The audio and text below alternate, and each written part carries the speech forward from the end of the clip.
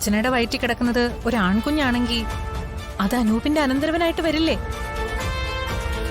അതിനെന്താ? അനന്തരവന്മാരുടെ ജാതകദോഷത്തിൽ അരക്കാല അമ്മാവന്മാർക്ക് എന്നാ പണ്ടുള്ളവര് പറയുന്നേ. നമ്മുടെ കഥകളിൽ പോലും അതുണ്ടല്ലോ. എന്ത് കഥ?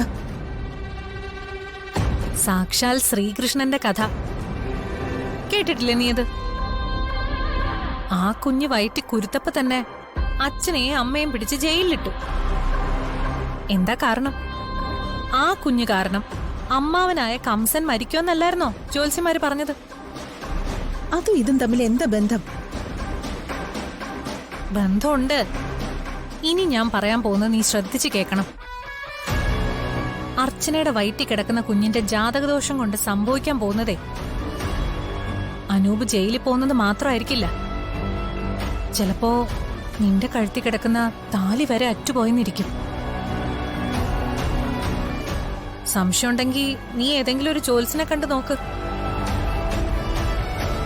അവര് പറയും വിശദമായ കാര്യങ്ങൾ. അവന്തിക ഏതെങ്കിലും ജ്യോത്സ്യനെ കണ്ടിരുന്നോ? അത് ആശുപത്രിയിൽ നന്ദേട്ടന്റെ അടുത്തായതുകൊണ്ട് എനിക്ക് നേരിട്ട് പോയി കാണാൻ സാധിച്ചില്ല. പക്ഷെ ഫോണിലൂടെ ഞാനൊരു നല്ല ജ്യോത്സ്യനെ കൺസൾട്ട് ചെയ്തു. അദ്ദേഹം എന്താ പറഞ്ഞത്? ഞാൻ കാര്യങ്ങളൊക്കെ അദ്ദേഹത്തോട് വിശദമായിട്ട് പറഞ്ഞു. പക്ഷെ അദ്ദേഹം പറഞ്ഞത് കേട്ടിട്ട് ഞാൻ ഞെട്ടിപ്പോയി മീരെ. കേൾക്കുന്നുണ്ടോ ഞാൻ പറയുന്നത്? എനിക്കിതൊന്നും വിശ്വസിക്കാൻ പറ്റുന്നില്ല. ആദ്യം എനിക്കും വിശ്വാസം ഉണ്ടായിരുന്നില്ല. പക്ഷേ ഇപ്പൊ അനൂപിനും കൂടെ ഈ അവസ്ഥ വന്നപ്പോ ഞാൻ ശരിക്കും പേടിച്ചുപോയി മീരെ. അതുകൊണ്ടാ ഞാൻ ഉടനെ തന്നെ ജ്യോത്സ്യനോട് കാര്യങ്ങളൊക്കെ അന്വേഷിച്ചത്. ജ്യോത്സ്യൻ ശരിക്കും എന്താ പറഞ്ഞത്? പറയാം. ഇനി നെല്ലിശ്ശേരിയിലും വൃന്ദാവനത്തിലും ദുരന്തങ്ങളുടെ പെരുമഴയായിരിക്കും വരാൻ പോകുന്നതെന്ന്. ഇതിന് പരിഹാരമൊന്നുമില്ലേ? ഈ ജാതകദോഷത്തിന് ഒരു പരിഹാരവും ഇല്ലെന്ന് അദ്ദേഹം പറഞ്ഞ്. നന്ദേട്ടന്റെ അവസ്ഥ ഇങ്ങനായി. അനൂപ് ജയിലിലുമായി. ഇനി രണ്ടിടത്തും എന്തൊക്കെ നടക്കുന്ന ആരറിഞ്ഞു? ഞാൻ പറഞ്ഞത് നീ വിശ്വസിക്കണമെന്നില്ല. നിനക്ക് വിശ്വാസമുള്ള ഏതെങ്കിലും ജ്യോത്സ്യനെ പോയി കണ്ടു നോക്ക്. അപ്പം നിനക്ക് മനസ്സിലാവും അർച്ചനയുടെ വയറ്റിൽ കിടക്കുന്ന കുഞ്ഞിന്റെ ജാതകദോഷം എത്ര വലുതാണെന്ന്. അനൂപിന്റെ ജീവന് തന്നെ ഭീഷണിയാ ആ കുഞ്ഞിന്റെ ജനനം.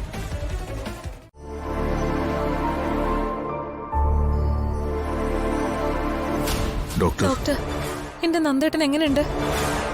എങ്ങനെയെങ്കിലും എന്റെ നന്ദേട്ടനെ രക്ഷിക്കണം. തൽക്കാലം അയാൾ ക്രിട്ടിക്കൽ സ്റ്റേജ് ഓവർകം ചെയ്തിട്ടുണ്ട്. വളരെ ഡേഞ്ചറസ് ആയിട്ടുള്ള കുത്താണ് കിഡ്നിക്കേറ്റത്. 2 കിഡ്നികൾക്കും അതിന്റേതായ ആഫ്റ്റർ പ്രോബ്ലംസ് ഉണ്ടാവും. മാത്രമല്ല ഒരു കുത്ത് അയാളുടെ നെർവസ് സിസ്റ്റത്തെ കംപ്ലീറ്റ് ബാധിച്ചിട്ടുണ്ട്. കുറച്ചുനാൾ ചിലപ്പോ അയാൾക്ക് സംസാരിക്കാൻ കഴിഞ്ഞൊന്നും വരില്ല. അക്യൂട്ട് കിഡ്നി ഫെയിലിയർ ആവാതിരിക്കാൻ ചിലപ്പോ പ്ലാസ്മ ചേഞ്ച് ചെയ്യേണ്ടി വരും. വളരെ റെയർ ആയ ബ്ലഡ് ഗ്രൂപ്പാണ് നന്ദന്റേത്. സർജറി സമയത്ത് നമ്മളെ രക്ഷപ്പെട്ടത് വൈഫിന് അതേ ബ്ലഡ് ഗ്രൂപ്പ് ആയതുകൊണ്ടാ. ട്രീറ്റ്മെന്റ് മുന്നോട്ട് പോകുമ്പോ ആവശ്യം വന്ന ഒരു പ്ലാസ്മ ഡോണറെ കണ്ടെത്തണം. ഞങ്ങളുടെ ഇവിടുത്തെ ലിസ്റ്റിൽ ഈ ഗ്രൂപ്പിലുള്ള ഡോണേഴ്സ് ആരുമില്ല. നിങ്ങൾ തന്നെ അത് കണ്ടെത്തേണ്ടി വരും. ഡോക്ടർ, എത്ര പണം ചെലവാക്കേണ്ടി വന്നാലും എന്റെ മോനെ രക്ഷിക്കണം. ഇപ്പൊ നിങ്ങളുടെ മകനെ രക്ഷിച്ചത് ഈ മരുമകളാണ്. മറ്റൊരു ഡോണറെ കിട്ടിയില്ലെങ്കിൽ അവന്തിക്ക് മാത്രമേ നന്ദനെ രക്ഷിക്കാൻ കഴിയൂ. കാരണം ഈ റെയർ ഗ്രൂപ്പിലുള്ള ഡോണറെ കിട്ടാൻ പ്രയാസമാണ്. എന്തായാലും ബാക്കി ടെസ്റ്റ് റിസൾട്ട് കൂടി വരട്ടെ, എന്നിട്ട് ഡീറ്റെയിൽസ് ഞാൻ പറയാം. ശരി.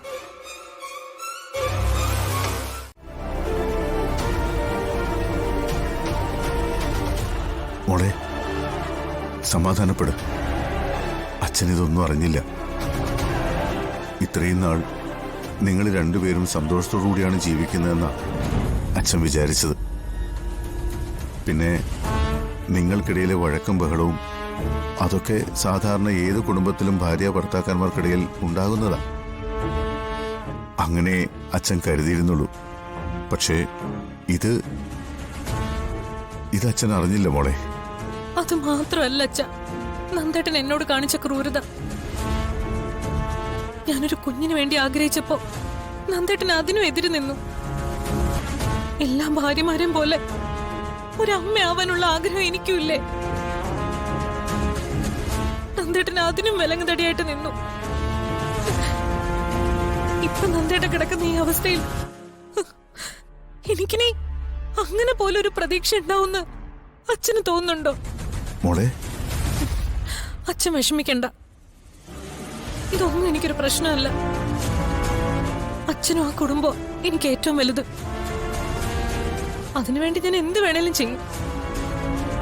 പ്ലാസ്മ മാത്രമല്ല, എന്റെ ജീവൻ വരെ എന്റെ നന്ദേട്ടന് വേണ്ടി സമർപ്പിക്കാൻ ഞാൻ തയ്യാറാ. ജീവിതത്തിൽ ഞാൻ ഇനി ഒന്നും പ്രതീക്ഷിക്കുന്നില്ല. എന്നാലും ഞാൻ എന്റെ ഭർത്താവിനെ ഉപേക്ഷിച്ച് പോവില്ല. അദ്ദേഹത്തിന്റെ ജീവൻ ഞാൻ രക്ഷിക്കും.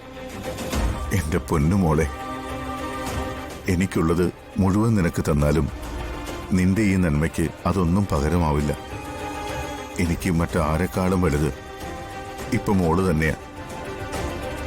എനിക്കിനി നീ കഴിഞ്ഞിട്ടേ ഉള്ളൂ മറ്റു മക്കളും മരുമക്കളും എല്ലാം. നന്ദന്റെ ജീവിതത്തിലേക്ക് ഇനി നീയല്ലാതെ മറ്റൊരു പെണ്ണും വരില്ല. ഇത് അച്ഛൻ നിനക്ക് തരുന്ന വാക്കാ.